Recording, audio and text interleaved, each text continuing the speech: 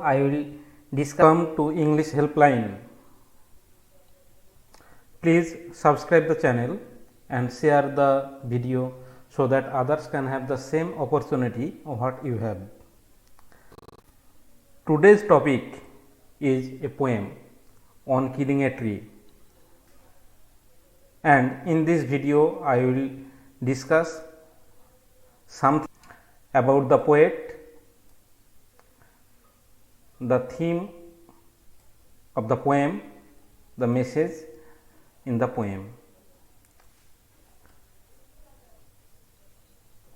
Theme of the poem means এই কবিতার মধ্য দিয়ে কোন বিষয়বস্তুকে তুলে ধরতে চেয়েছেন কবি, এবং মেসেজ এই কবিতার মধ্য দিয়ে কোন বার্তা আমাদের কাছে দিতে চেয়েছেন।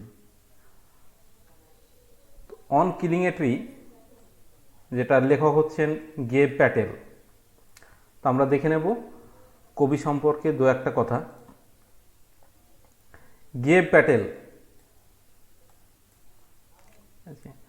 উনি জন্মগ্রহণ করেছিলেন 18 আগস্ট 1940 মুম্বাই। উনি একজন ইন্ডিয়ান পোয়েট ছিলেন। শিক্ষা গ্রহণ করেছিলেন কোথায়? সেন্ট জেভিয়ার্স হাই স্কুল এবং তারপরে grant medical college Mumbai.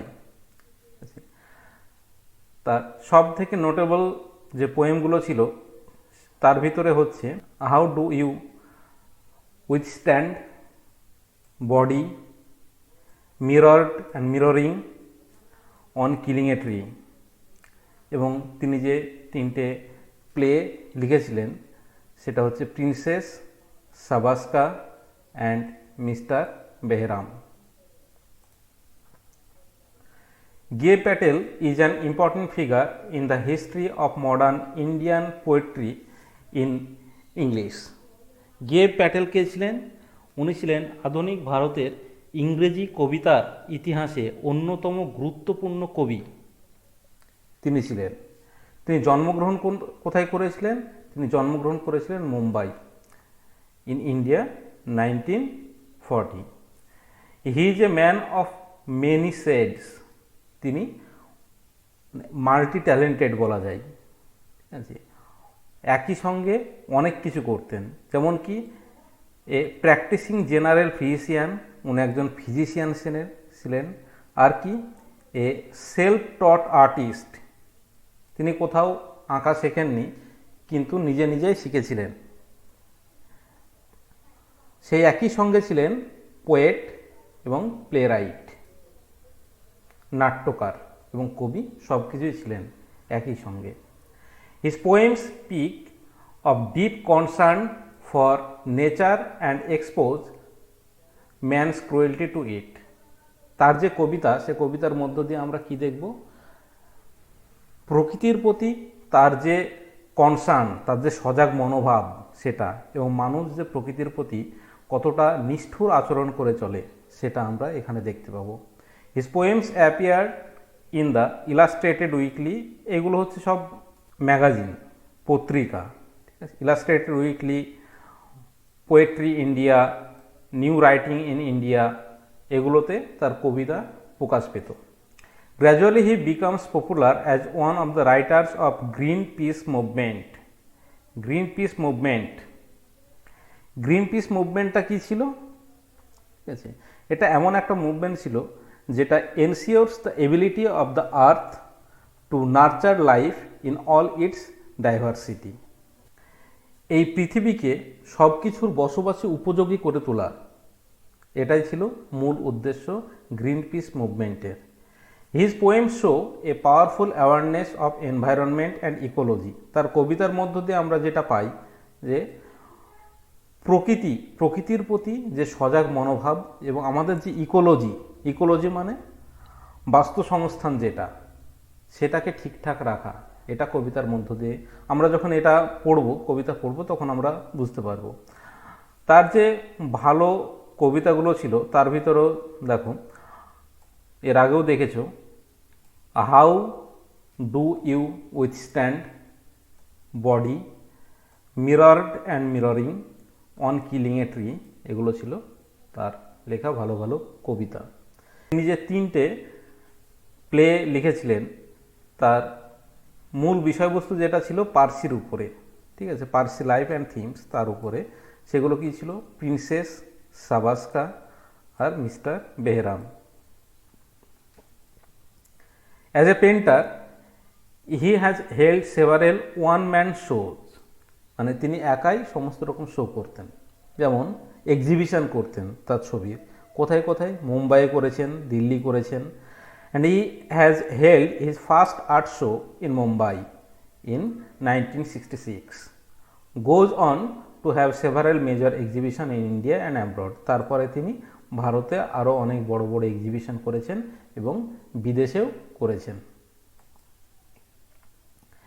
He has been conducting a poetry workshop in Rishi valley school.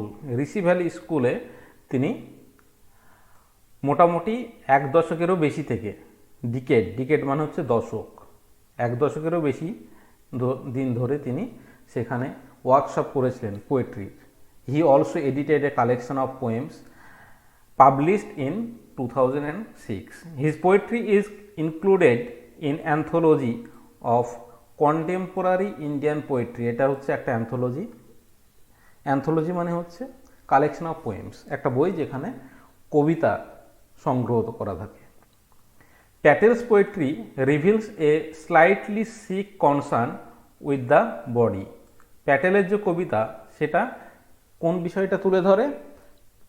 সেটা তুলে ধরে শরীরী বিশৃঙ্খলাজনিত উদ্বেগের প্রকাশ এর মধ্য দিয়ে আমরা দেখতে পাই। And Patel is popularly known as the poet of the body, এবং তাকে সেই জন্য বলা হয় যে জনপ্রিয় শরীরী কবি। His poetry is closely concerned with human body. মানব শরীর নিয়ে তার কবিতা বেশিরভাগ দেখা যায়। ইটস ফ্রেলটি, মানব শরীরের যে দুর্বলতা সেটা, অ্যাবসার্ডিটি, এর যে উদ্ভট কাজ সেটা, অ্যান্ড ডিকে, এর যে ক্ষয় সেটা। In fact the body acts as a living metaphor.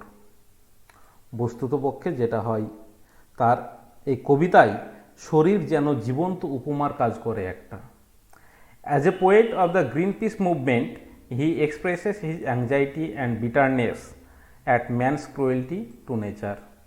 ঠিক আছে, তিনি গ্রিন পিস মুভমেন্টের যেহেতু একটা কবি ছিলেন, সেই জন্য তিনি কবিতার মধ্য দিয়ে কি প্রকাশ করতেন? অ্যাংজাইটি, তার যে উদ্বেগ এবং তার যে তিক্ত অভিজ্ঞতা, মানুষ যে প্রকৃতির প্রতি কতটা নির্দয় হতে পারে সেটার যে একটা তিক্ত অভিজ্ঞতা সেটা তিনি প্রকাশ করেন। His love for nature finds expression in his poetry. প্রকৃতির প্রেম এটা দেখা যায় এই কবিতার মধ্য দিয়ে।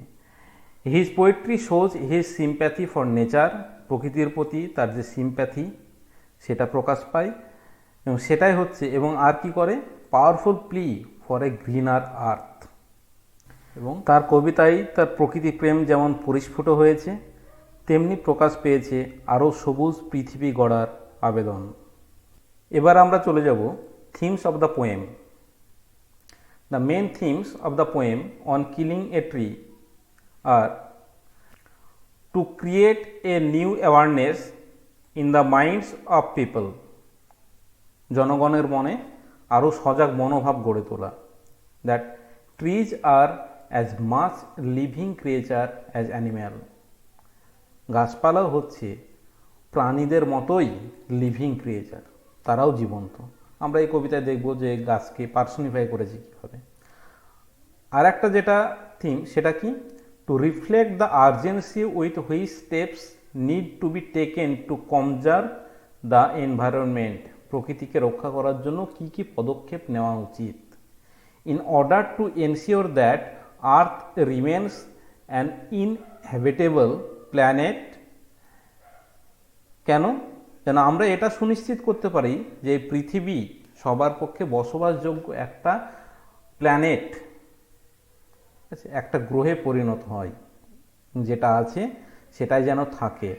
দ্যাট ক্যান সাস্টেন লাইফ, এখানেই যেন সবাই জীবন ধারণ করতে পারে। The message of the poem gives out a serious message. একটা গম্ভীর মেসেজ এখানে দেয়, যেমন as an environment friendly poet প্রকৃতি বান্ধব একজন কবি হয় গেব Patel through this poem shows man's insensible destruction of trees. মানুষ কিভাবে অজ্ঞের মতো গাছ কেটে ফেলে সেটার ডেসক্রিপশন দিয়েছে। It describes the thoughtless act of killing, কোনো রকম চিন্তাভাবনা না করে গাছ কেটে ফেলছে উইথ অ্যান আইরনিক্যাল ইন্টেন্ট, এবং এর মধ্য দিয়ে একটা আইরনিক্যাল ইন্টেন্ট, তার একটা ইচ্ছা আছে যেটা হচ্ছে আইরনিক্যাল, বিদ্রুপাত্মক। The poem presents a conflict between man and nature. প্রকৃতি এবং প্রকৃতি মানুষের বন্ধু হওয়া সত্ত্বেও প্রকৃতি এবং মানুষের ভিতরে যে একটা কনফ্লিক্ট, দ্বন্দ্ব, সেটা এখানে তুলে ধরেছেন। It presents the theme of violence, uphold the philosophy of non violence. ঠিক আছে, ভায়োলেন্সের মধ্য দিয়ে তিনি কি নন ভায়োলেন্সের যে দর্শন সেটাকে প্রতিষ্ঠা করার চেষ্টা করেছেন এই কবিতার মধ্য দিয়ে। The whole process of killing a tree in such a violent manner gives us a lesson of non violence. এইরকম ভায়োলেন্ট ম্যানার, হিংসাত্মকভাবে একটা গাছ কাটার যে ডেসক্রিপশন আমরা এই কবিতায় পাই, তার মধ্য দিয়ে তিনি একটা নন ভায়োলেন্স লেসন, যে আমরা যেন নন ভায়োলেন্স হতে পারি, অহিংস হতে পারি, সেটার একটা শিক্ষা আমাদের দিয়েছে। ভায়োলেন্সের মধ্য দিয়ে নন ভায়োলেন্স, এটা কী হবে দেখবে অনেক জায়গায় লেখা থাকে jump at your own risk, তুমি তোমার নিজে রিস্ক নিয়ে এখান থেকে জাম্প দাও। তার মানে কি ইনডিরেক্টলি কিন্তু সে জাম্প দিতে নিষেধ করছে। ঠিক এরকমই তিনি ভায়োলেন্স এখানে দেখিয়েছেন, ঠিক আছে, কিন্তু প্রকৃতপক্ষে যেটা শিক্ষা দিতে চেয়েছেন সেটা হচ্ছে নন ভায়োলেন্স। আমরা যেন প্রকৃতির প্রতি অতটা নির্দয় না হই। The poet depicts man's cruelty to arouse our love and sympathy for nature. মানুষের যে হিংসাত্মক মনোভাব, নিষ্ঠুরতা, সেটা বর্ণনা দিয়েছি। কেন? আমাদের মনের ভিতরে প্রকৃতির প্রতি ভালোবাসা এবং তার প্রতি যেন সদয় হতে পারি, সেই জন্য। In the poem the poet shows how a tree overcomes all casual attempts to kill a tree. কবিতা যখন পড়বো তখন দেখবো যে প্রথমে ক্যাজুয়ালি একটা গাছকে কাটতে গেল, ঠিক আছে, কিন্তু পারলো না। সে কিভাবে সেটা ওভারকাম করছে, কিভাবে সে নিজেকে আবার হিল করছে, নিজেকে আবার নিরাময় করে নিচ্ছে, এটা আমরা দেখতে পাবো। It inspires all and gives us strength to withstand all odds. এটা কিসে আমাদের ইন্সপায়ার করছে, কিসের জন্য আমাদের উদ্বুদ্ধ করছে? সকলকে অনুপ্রাণিত করছে এবং সমস্ত প্রতিকূলতা প্রতিহত করার শক্তি যোগাচ্ছে আমাদের ভিতরে এই গাছ।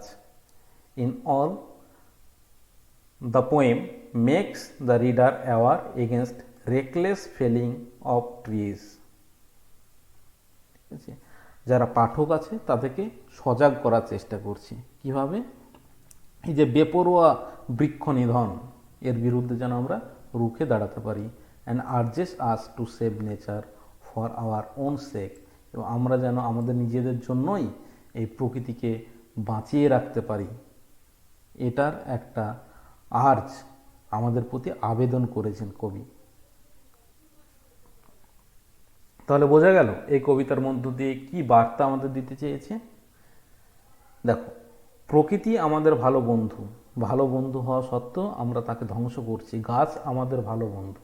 আমরা ছোটবেলাতেই আমরা গাছ সম্পর্কে কোনো কিছু লিখতে গেলে লিখতাম trees are hour good friends. Tree হচ্ছে আমাদের ভালো বন্ধু, কিন্তু সে বন্ধুকে আমরা কেটে ফেলছি। তাহলে যে আমাদের উপকার করছে তাকে কেটে ফেলছি। এটাই হচ্ছে মানুষের ক্রুয়েলটি, প্রকৃতির প্রতি যে নিষ্ঠুর মনোভাব, সেটা যেন না হয়, সেটাই এই কবিতার মধ্য দিয়ে কবি আমাদের বোঝাতে চেয়েছে। এবং যারা রিডার আছে তারা যেন সজাগ হয়, তারা যেন এই জিনিসটা খেয়াল করে। তো স্টুডেন্টস, আজকের ভিডিওতে এটাই। পরের ভিডিওতে আমরা বাকিটা দেখব, কবিতার বিষয়বস্তু এবং পুরো কবিতাটা ডিটেলসে পড়ব।